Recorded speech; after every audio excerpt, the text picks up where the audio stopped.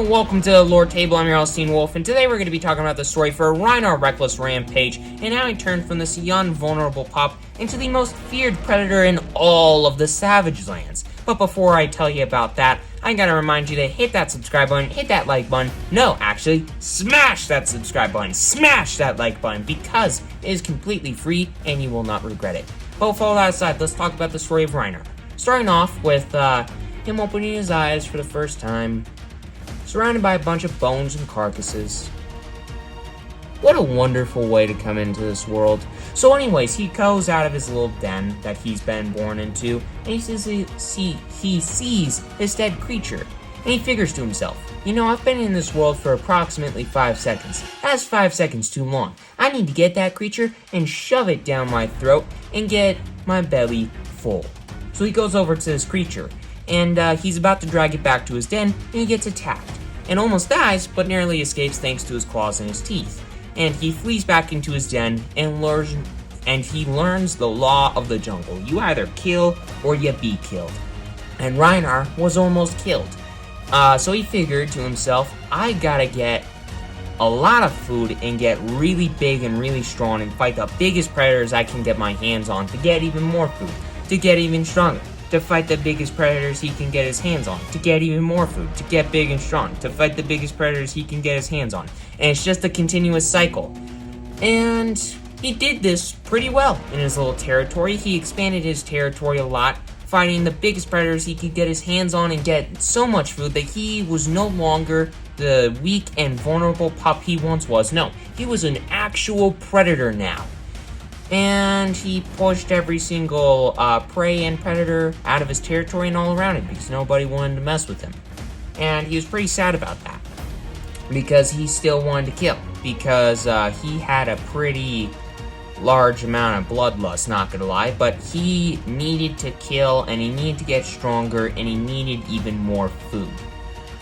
So he figured he'd go north until he'd find the most predators and the most prey possible. And he found just that.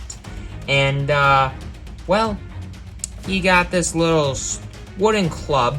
He stuck a little shards of metal on it, and he found this little hide, put it over him to protect himself a little bit.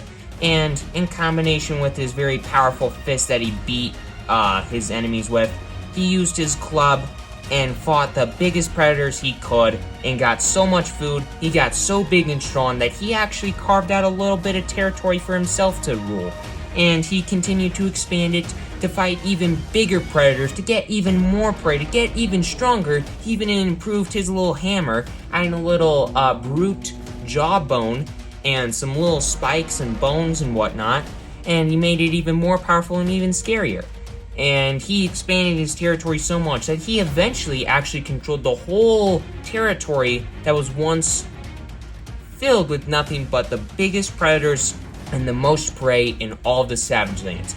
And now, Rhinar had consumed all of them.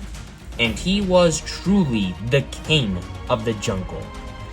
But there are these metal-skinned creatures from the east, coming and butchering any creature that came into the Savage Lands, or that they saw in the Savage Lands, and they went right into Rhinar's territory, 9 of them to be exact, and Rhinar saw them, and he figured, these things look pretty weak, and they're yelling at each other a lot, they don't seem to be too organized, I'll just crush them. So he got down, and he was shot by a massive beam of light, and he was stabbed and poked a bunch, and he was actually overwhelmed a lot, and he was really scared. He's like, what the heck's going on? These guys are actually formidable. I'm not gonna die like this. No, my bloodlust, it still hasn't been filled yet. No, I'm not gonna, no, don't kill me. So he was getting forced and back, and he was on his last legs. He was about to die. He was about to be defeated by these weak little metal-skinned creatures. But he thought back to the early days, when he was a young, vulnerable pup, and how he grew to be such a feared and powerful predator. And this is not how he was going to die. So he rushed them, beat them as hard as he could, ripped the heads off of their bodies, threw them against every tree he could, breaking them and every single bone in their body until he had defeated every last one of the 9 knights of Solana that had come into his territory.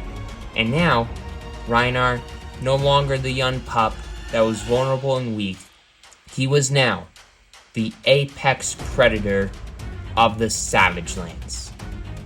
Hope that you enjoyed that little bit of Flesh and Blood lore, and hope that you enjoyed Rhinar's story. For once, it's not a sad origin story. It's actually a really terrifying one. But anyways, with all that aside, hope that you enjoyed. Make sure to once again hit that subscribe button, hit that like button, because it's completely free. You won't regret it. And with all that aside, see you next time, everybody.